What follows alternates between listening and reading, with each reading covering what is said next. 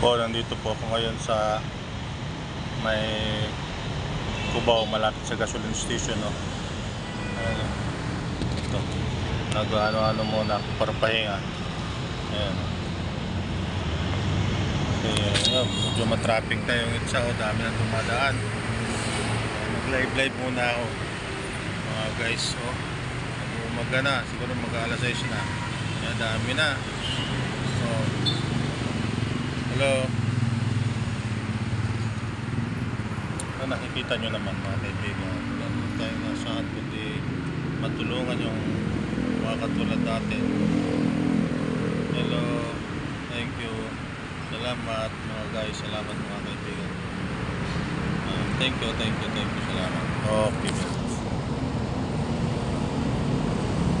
thank you, salamat.